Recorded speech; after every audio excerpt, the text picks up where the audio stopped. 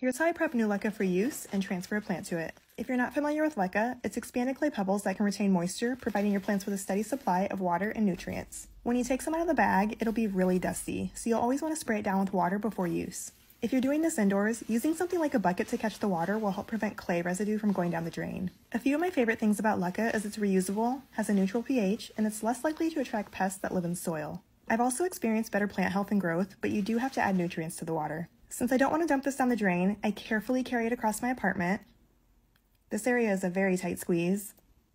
Then I go out on my deck and find somewhere to pour it. I usually have to repeat this process 2 or 3 times before the water runs clear. Now some people like to boil their LECA in water after this step. I don't do that when it's brand new, but if I were reusing old LECA, I would then boil it to disinfect it. I do, however, soak it in water overnight to ensure that it's fully hydrated before use.